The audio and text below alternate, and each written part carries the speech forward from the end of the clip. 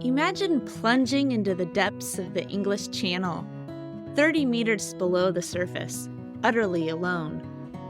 Panic takes over, your breath spiraling out of control when survival depends on calm. What happens next doesn't just save the dive, it changes your outlook on life. Years later, a sudden stroke brings an entirely new challenge. Recovery plunges you into a different kind of depth, one filled with uncertainty, frustration, and self-discovery. Through this chaos, creativity emerges, lessons ignite, and breathing transforms from a reflex into a powerful symbol of resilience. This week on Beyond Stillness, Stories After Stroke, we welcome retired IT manager, guitar teacher, history buff, and music lover Peter Cass, who invites us on a breathtaking journey through two defining moments, a near-drowning experience and the long road through recovery after stroke. Both tested his limits and reshaped his identity, revealing the human spirit's ability to rise from life's deepest challenges. Thank you for joining us for Part 1, Peter Cass's story. Beyond Stillness, Stories After Stroke is made possible by our guests and tax-deductible donations from friends and listeners like you. Join us in empowering stroke survivors with stories of wisdom, purpose, connection, and hope at www.beyondstillness.org. Hello and welcome to Beyond Stillness, Stories After Stroke. Stroke offers a powerful, life-changing shift in perspective. Each colorful memory creates a parable for life's greater teachings, a compass for journeys ahead, and inspired wisdom for unique growth. Beyond Stillness offers a moment of pause for storytelling and reflection. Ultimately, we cultivate a welcoming environment that reveres the moment beyond stroke's paralysis. Still moments unite humanity and divinity. I'm your host, Molly Bucola. As we begin today, we take a moment of pause, a moment to reflect on wisdom that has emerged through our own recoveries.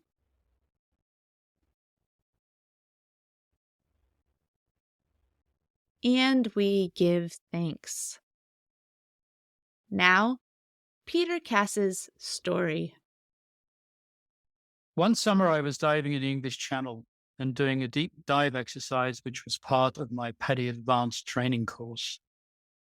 I went down about 30 meters to the bottom with my instructor, who promptly had to go back up in search of the other student who had not descended with us as expected.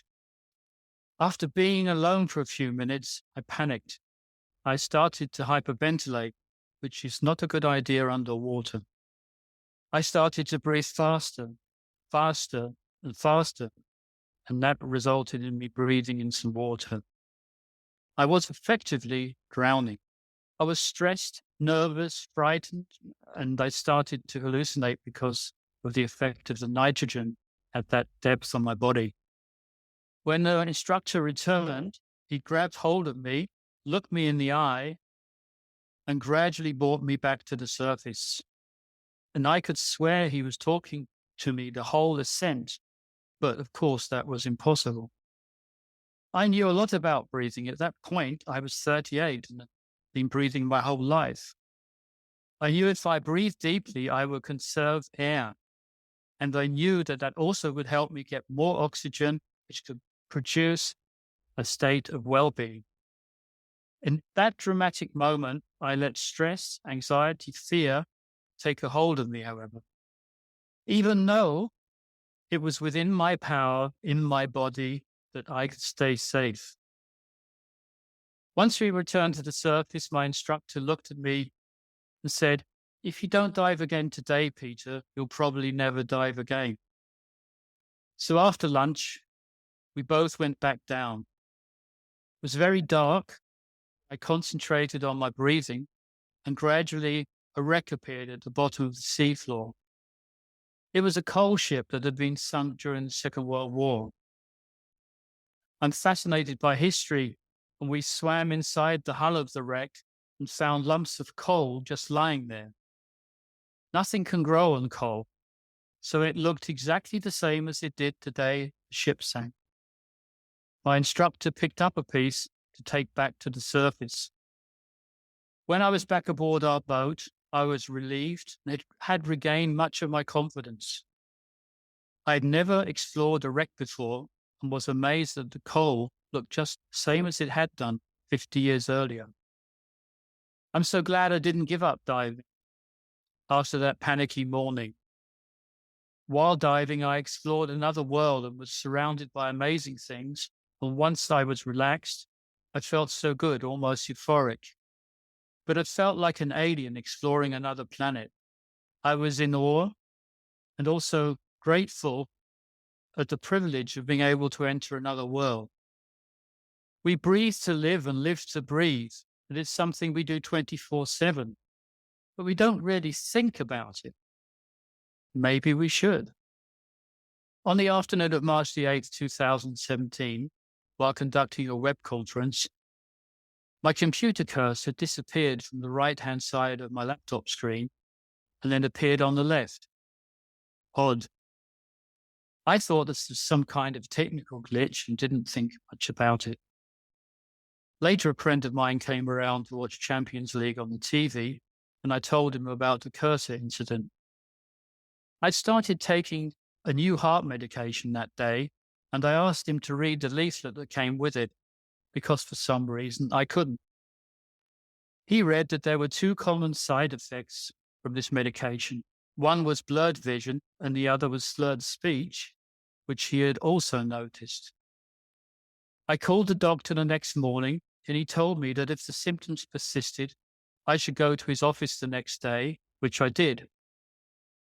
After some simple tests, I was sent immediately to hospital because my doctor believed that I had had a stroke. When I was in the stroke unit, I was in a state of shock. I was wired for sound, all these things monitoring me. I didn't feel that bad, except that my blood pressure was too high, and that was corrected by raising the foot of the bed. My wife collected my CPAP device. That's a constant positive air pressure device, which I use because I have obstructive sleep apnea, which was diagnosed in 2012. And I really need that device to sleep properly. I went to sleep quite easily, and I woke up several hours later. I looked up and saw this beautiful face staring down at me. A blonde angel. I thought at first that I had died and gone to heaven. I was a bit disorientated, and it took me a moment to realize where I was. The blonde nurse apologized for waking me, but she explained that I had to do a test. She showed me a sheet of paper with 10 objects drawn on it. I had to name the objects, which I did. And she returned a couple of hours later to repeat the test. Dawn was approaching when I heard the door open, and I was determined to surprise her by reciting the list of objects without seeing the diagram. I did that successfully. She laughed and said, "There's nothing much wrong with your brain." I was determined to show that there was nothing wrong with me. During my stay, I felt old for the first time. The chief consultant turned up with all the interns in tow, and he told the young intern to examine me. And this intern spoke to me in a loud, slow voice, like I was an idiot. And I replied, "I'm not deaf, and I'm certainly not stupid, at least not yet." The consultant smiled at me from behind his back. My physiotherapist, who was sitting at the table by the window behind the crowd of them, was trying very hard to suppress her giggles. It was the first time in my life that I felt I'd been treated like an old person. Okay, I was 60 years old, but I felt like I was 28. And then I wondered, is this stroke going to make me look and feel older? Initially, I felt insulted, but then I realized that this was perhaps my new reality. I'm no longer 28, and I'm no longer functioning as I used to. My physio took me for a walk every day. At first, we had a wheelchair with us just in case I became tired. And later, as I regained my mobility, she would put her arm through mine in case I stumbled. I was okay, but I became tired quickly. My breathing was labored, even walking after a few hundred yards, or meters if you're in Europe. I started to notice that I had problems with reading and writing. I would look at certain words and my mind would just go blank. I would spell the word out loud to myself, and after 20 or 30 seconds, the penny would drop and I'd understand the word. But sometimes I get stuck trying to write a word. I was speaking two languages on a daily basis, English and German, and sometimes I got confused by similar words. An example would be bread or Brot in German, or maybe word in English and word in German. But worse than that, I would struggle sometimes to start words because I didn't have a clue with which letter the word started. But after a few seconds, it would come to me. My vision and speech was back on track. I could even play games on my iPad and watch TV and track moving objects without a problem. I was given blood thinners and statins, and after a week in the stroke unit, I was ready to go home. The doctors didn't see any major issues with me at that time, and the challenges that I mentioned earlier just seemed odd to me. I wasn't particularly worried. I was thankful that I kept improving. However, I do recall something that the neurologist said to me. He said, you might get frustrated because the rate of recovery at the beginning is lightning fast, but then with time, it will slow down. The first night at home, I had a lot of problems sleeping. I was so scared that I wouldn't wake up again. When I researched strokes, one of the first things I read was that stroke reoccurrence is very common. I also couldn't avoid my newfound knowledge that stroke victims have a higher chance of early onset dementia. My mind was kind of in overdrive. I've always been a worrier, take after my mother in that way, and now my worry was going full steam ahead. During the early days, I walked twice a day for 20 minutes. The specialist had said that this would be good for blood circulation and muscle strength. But my breath became labored as soon as I walked uphill, even slightly uphill.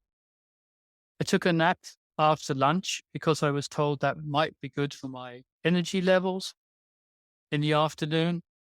And I found that I was dreaming a lot about my early adulthood, which was kind of strange. Maybe my subconscious was replaying my life because I'd been thinking a lot about my mortality. One morning, I woke from a dream with a praise, lyrics, and the guitar riff in my head. I'm an amateur songwriter. I sat down to eat breakfast, took my medication, trying to hold on to the inspiration, but I feared that it had gone. But afterwards, I walked over to my guitar and sat down and managed to write the words and the chords in my notebook. And during the course of that morning, the rest of the song came to me. The song is called This Old Town. It's about my hometown. And in the dream, I'd been practicing this song in my hometown at a venue that I knew with the band I was playing with in the 1980s. Well, it's very strange. It's like my brain was making new connections, but that was somehow making me more creative. I was brought up on the Beatles and loved playing 60s, 70s, and 80s music, whether it's folk, rock, or pop. And before the stroke, I played with a group of people quite regularly, just for fun. When I thought I was ready to participate in these sessions again, I did. We tried a few songs, and it went quite well, playing and singing. but I realized that I was becoming exhausted very quickly and was left tired and breathless. I was aware that needed to focus more on my breathing, getting back to the basics, inhaling, exhaling, nose, mouth, and taking the breaths at the right place in the song. About 2 weeks after my stroke, my doctor said I could go back to work 50% of the time. And I started off working at home. And he said there was no physical reason to stay at home to work, and it actually would be quite good for me to go back. However, when I returned to work, the challenges continued and new ones arose. People found it hard to believe that I'd had a stroke. Without saying as much, they expected me to be paralyzed, maybe even in a wheelchair. I was astounded at the level of ignorance. But I had to remind myself that a few weeks prior to that, I was just as ignorant. People kept commenting, "You look fine." And I got fed up with this. And at some point, I sent out a department-wide email and attached an article about strokes because I was getting so frustrated at the level of people's ignorance. That was the beginning of my crusade to better educate people about the different types of strokes and their long-term effects. At work, I quickly found myself overwhelmed with the stress and emotion in certain situations that before had been easy for me to handle. I would also get tongue-tied and have trouble finishing sentences. Colleagues had the habit of finishing my sentences for me. And one day in a meeting with my boss and a director, it came to a head. I just lost my temper and told them to please give me a chance to finish the sentence. Just be patient, shouted at them. I would check all my writing 3 or 4 times over and then read it later and find mistakes. I would leave out complete words or use the wrong word. And I began to realize that my brain often saw what it wanted to see and not what was on the screen. My job became much more difficult for me, cognitively, physically, and emotionally. It took more time and effort to complete certain tasks. Someone suggested a reduced workload. I resisted. My rehabilitation came to an abrupt end after 8 months. I asked my GP, well, what happens now? The answer was, unless you still have major physical handicaps, the health insurance will not pay for further rehabilitation therapy. I accepted this and just assumed it must be okay. I worked for a laboratory instrument manufacturer as team leader for IT business applications. About a year after my stroke, our company made some changes and suggested we bring forward my succession plan. I would give up my supervisory responsibilities for 14 people and focus on a new global software initiative. I publicly introduced my successor, Sasha, at a regional conference. The only problem was his name was Maxime. Fortunately, Maxime had and still has a great sense of humor and adopted Sasha as his nickname. Where did that come from? I still struggle with language-related issues sometimes, but not as much as before. I've never had a formal dysphagia diagnosis, but I think I need one. It's obvious. As time went on, I started to struggle with certain mental health issues, the worst of which was anxiety. Day and night, it can take over my mind and body. It can impact every aspect of my life. I feel like life is sometimes just too much for me. Although this thought is usually rectified by thinking about stroke victims who have much greater handicaps than mine. I found myself looking more and more for reassurance and confirmation that everything is going to be okay. During the pandemic, I went to see a psychiatrist to discuss the increasing anxiety and possible depression that I had. Sessions were very helpful, and the therapist assessed that I wasn't clinically depressed. But nevertheless, he prescribed me with some medication. The first medication I tried made me feel really uptight, and the second one made me feel like a zombie. So I decided medication wasn't for me. The psychiatrist then referred me to a neurophysiologist for an assessment. I walked into the assessor's office, which is right by the River Rhine, for the assessment. Started at 10 o'clock and just a short break for lunch and went on for about 6 hours. I had been worried about early onset dementia, but she concluded there were no signs of that. Thank goodness. But she floated the possibility that I had PTSD, post-traumatic stress disorder, and asked me whether I had considered this. That was the first I'd heard about this possibility. I wasn't just coming back from a war. She recommended mindfulness training as a way to cope. Back to the World Wide Web, I wanted to learn more about PTSD in stroke survivors and find a mindfulness program which was right for me. I discovered Yoga Nidra, which is a mindfulness-related technique which has been extensively and successfully used with veterans in the USA. I found a therapist in Zurich who was half Swiss and half English, and had grown up close to my hometown in England. In preparation for the session, I had watched Yoga Nidra on YouTube videos and saw hippie-like settings. But the day I walked into her office, it was simple, professional, and arranged in an inviting feng shui style. In the first session, she offered me an overview of Yoga Nidra and guided me. There are 3 parts to a typical Yoga Nidra session. The first is progressive relaxation. The second one is deep breathing. And the third one is guided visualization. As the session begins, I start with an affirmation. Mine is something like, I feel inner peace and I'm confident about the future. Affirmations are very personal and unique to the individual. And what they say in that moment is really sometimes more of a goal, where you want to be, not necessarily where you are. The first part, progressive relaxation, you lie down on the floor or on a bed and then go through a guided meditation. Ask me to progressively focus on each muscle in my body and relax them one by one. And then I become, during that process, somehow more aware of my breath, and also my breath begins to settle and gets deeper. The second part is deep breathing. I have to count backwards from 27 3 times, imagining that I'm breathing in through my chest, then through my throat, and finally through my nose. The idea is to reach a state of relaxation close to falling asleep without actually falling asleep, and your breath deepens further. The third part is guided visualization.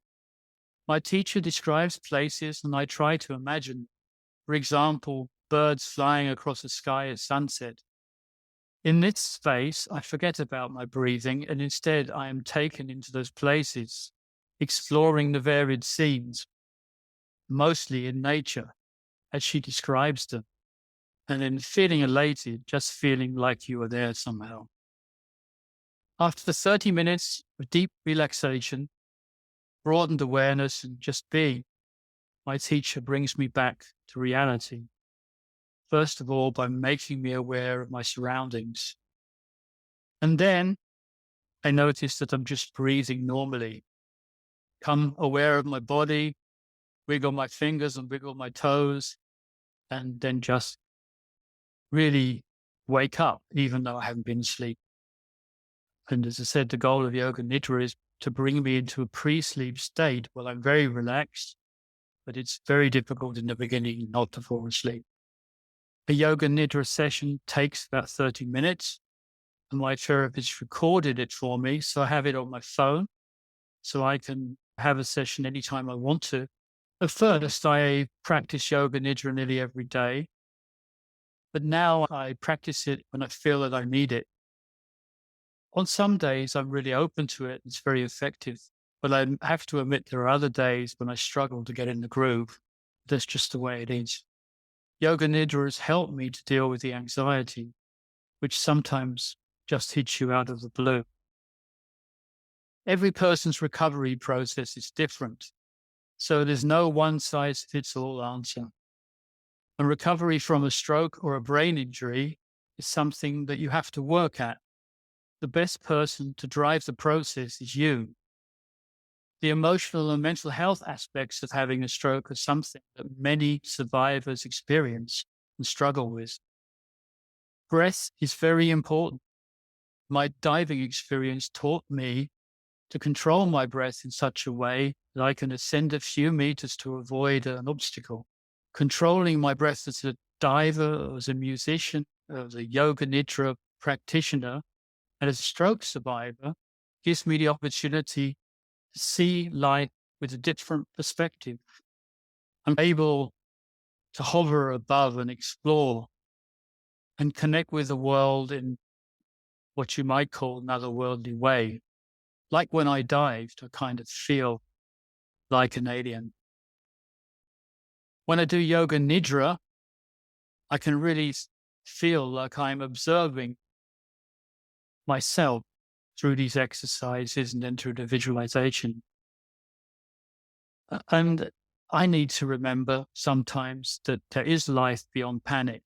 Panic doesn't mean that that's the end. And controlling your breath and having an opportunity to really deep dive, and I mean that in a spiritual sense, can really have a big impact on you. And I'm reminded that we're made up of mind, soul, and body, and that these strings are connected in so many ways. Breathing is important for everybody.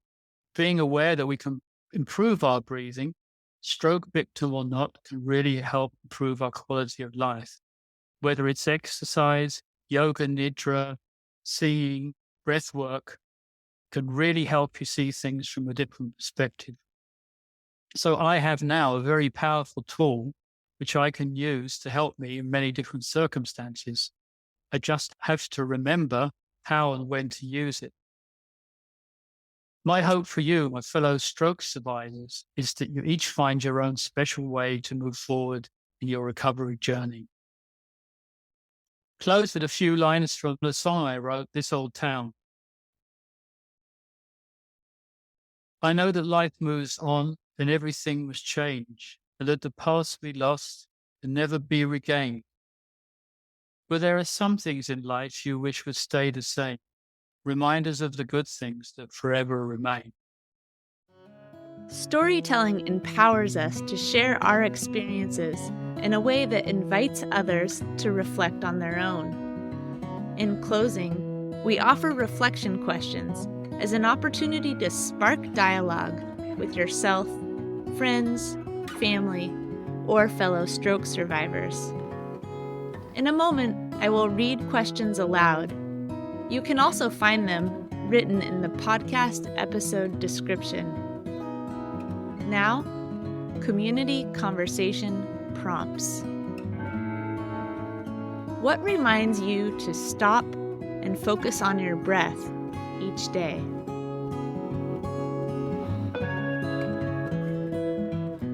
What is a surprising lesson you've learned from a difficult experience? Beyond Stillness, Stories After Stroke is made possible by our guests and tax-deductible donations from friends and listeners like you. Join us in empowering stroke survivors with stories of wisdom, purpose, connection, and hope at www.beyondstillness.org. Another way to support is to like, share, or subscribe to our weekly show. Thank you for listening to Part 1, Peter Cass's story. Stick with us for Part 2, Peter Cass's interview. Each colorful memory creates a parable for life's greater teachings, a compass for journeys ahead, and inspired wisdom for unique growth. In this episode of Beyond Stillness, Stories After Stroke, Peter's remarkable journey reminds us of the power of resilience, the importance of patience, and how the simple act of breathing can ground us, guide us, and help us rise through life's deepest challenges. Remember, as part of the stroke community, you are more than supportive. You are inspirational. If this episode resonated with you, please share it with others and consider donating to Beyond Stillness Stories After Stroke. If you are part of the stroke community and have a story you'd like to share on the show, please contact us. Email molly@beyondstillness.org.